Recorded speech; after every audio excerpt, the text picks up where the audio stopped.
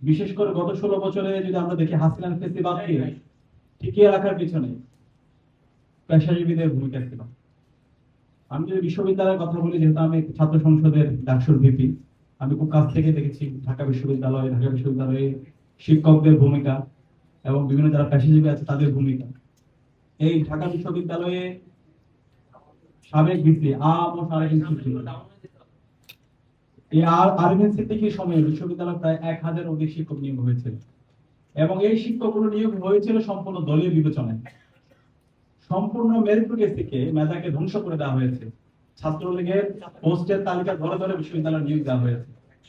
এমন এমন শিক্ষক নিয়োগ হয়েছে, আজকে বিশ্ববিদ্যালয়ে আমরা ক্লাসে গেলে আমরা লজ্জা পাই। আমাদের শিক্ষকরা দেখে দেখে স্লাইড করতে পারে না।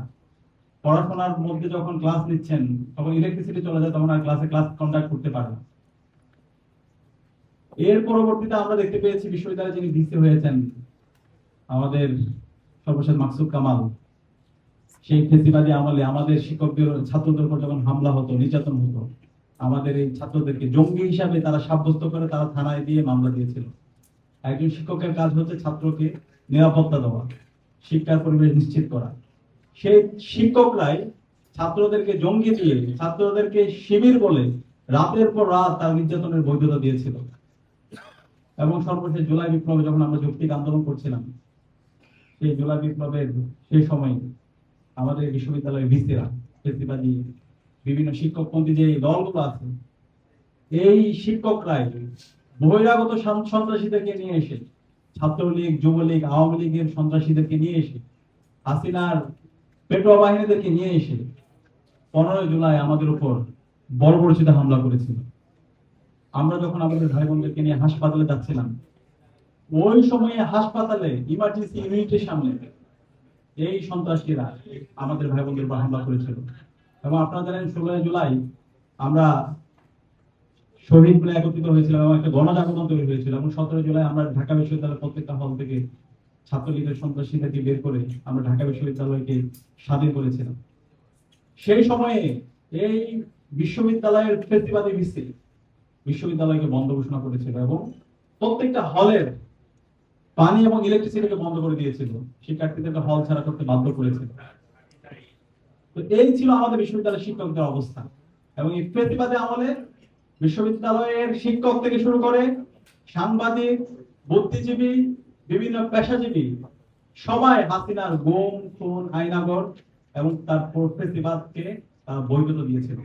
ক্যাম্পাসের মধ্যে যখন শিবির সন্দেহে রাতের পর রাত আমাদের ভাইদেরকে, আমাদের বোনদেরকে নির্যাতন করেছিল, তখন তারা সবাই নীরব থাকতো, তারা এটাকে উদযাপন করতো, উৎসবের মতো করে তারা এটাকে উদযাপন করতো। আজকে জুলাই বিপ্লব পরবর্তী বাংলাদেশে আমাদের আজাদী এসেছে। আমরা আশা করব এই নতুন বাংলাদেশে যারা পেশাজীবী আছে তারা সবসময় শির দ্বারা উঁচু রাখবে। এবং সেই ফেসিবাদী সময়েও আমাদের কিছু পেশাজীবী সংগঠন, এগ্রিকালচারাল ফোরাম অফ বাংলাদেশের মতো কিছু সংগঠন, যারা তাদের সবসময় শির দ্বারা উঁচু রেখেছে এবং বিপ্লবের কঠিন সময়ে সার্বিকভাবে আমাদেরকে সহযোগিতা করেছে, আমাদেরকে আর্থিকভাবে, বুদ্ধি দিয়ে, পরামর্শ দিয়ে আমাদেরকে সার্বিকভাবে সহযোগিতা করেছে। এবং বিপ্লব পরবর্তীতে আমরা নতুন বাংলাদেশের স্বপ্ন দেখি, সেই বাংলাদেশ বিনির্মাণ করার জন্য আমাদেরকে সার্বিকভাবে সহযোগিতা করছে। আমরা আশা করবো এই পেশাজীবী সংগঠনগুলো তারা জাতিকে রাস্তা দেখাবে, তারা সবসময় ইনসাফের পক্ষে থাকবে। আমরা আশা করবো বিশ্ববিদ্যালয়গুলো হবে একটা জ্ঞান উৎপাদনের হাব। আমরা কষ্ট পাই এই ঢাকা বিশ্ববিদ্যালয়ে বিপ্লবের পরে আজকে 27, 26, 27 অর্থ বছরের বরাদ্দ এসেছে বিশ্ববিদ্যালয়ে 1031 কোটি টাকা বরাদ্দ এসেছে ঢাকা ইউনিভার্সিটিতে। এই 1031 কোটির মধ্যে একটা পয়সা তারা গবেষণার জন্য বরাদ্দ দেয় না।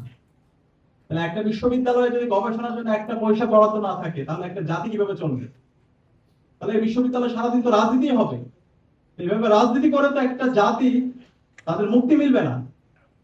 আর ঢাকা বিশ্ববিদ্যালয়ে যদি এই অবস্থা হয়, তাহলে পুরো বাংলাদেশের ক্ষেত্রে চিন্তা করুন, আমাদের শিক্ষা ব্যবস্থা চিন্তা করেন। এবং যে বরাদ্দ আসে বিশ্ববিদ্যালয় থেকে বারবার বলা হয় তাদেরকে গবেষণায় বরাদ্দ দেওয়া হয় না। এর আগে অর্থ বছরগুলোতে যে বরাদ্দ হয় তার 2% গবেষণায় বরাদ্দ দেওয়া হয়।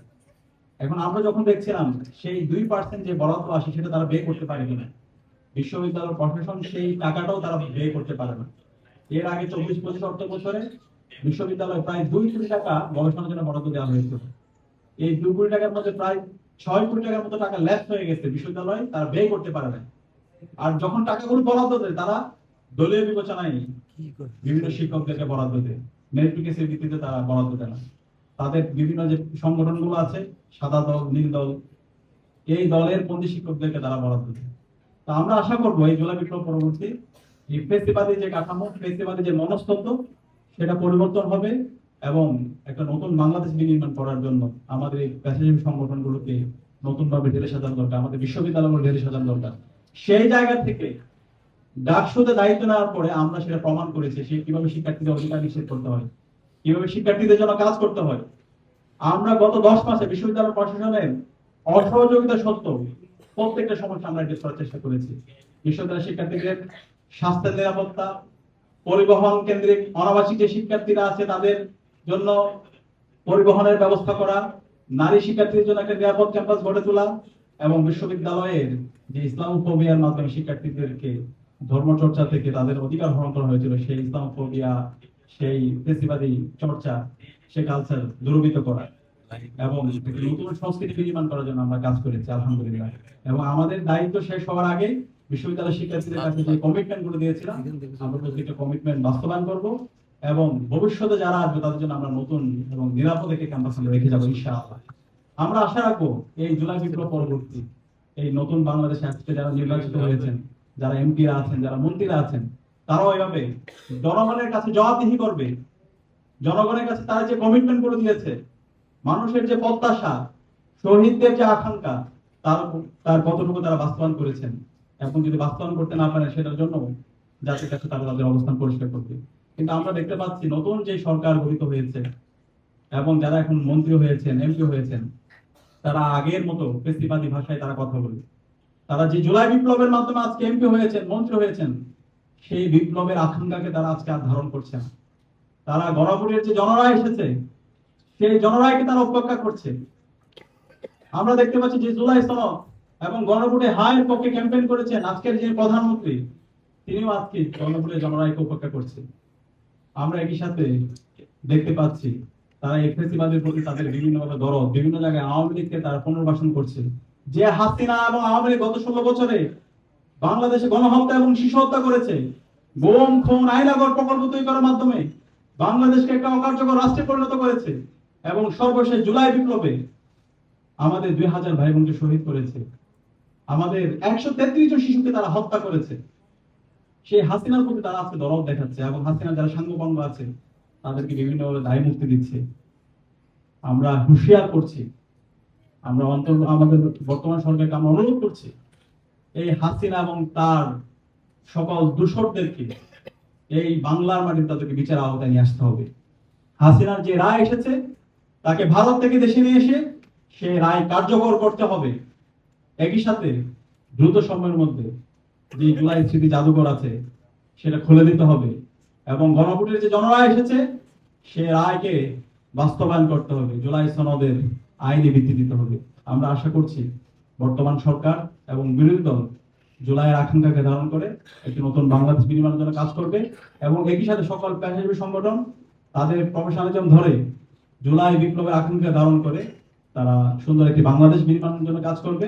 এবং প্রত্যেকটা বিশ্ববিদ্যালয়গুলো এক একটা জ্ঞান উৎপাদনের হাব হবে। বিশ্ববিদ্যালয়ে যে শিক্ষকপন্থী সংগঠন আছে তারা দলকানা না হয়ে বরং জাতিকে তারা নতুন নতুন চিন্তা দিবে, নতুন নতুন আবিষ্কার দিবে। তাদের চিন্তা, তাদের গবেষণার মাধ্যমে আমরা আমাদের এই বাংলাদেশ এবং আমাদের এই বাংলাদেশ রাষ্ট্রকে সারা দুনিয়ার বুকে একটা অনন্য উচ্চতা আমরা নিয়ে যাবো ইনশাআল্লাহ। আল্লাহ পাক সুবহানাহু ওয়া তাআলা আমাদেরকে সেই তৌফিক দান করুন। আসসালামু আলাইকুম।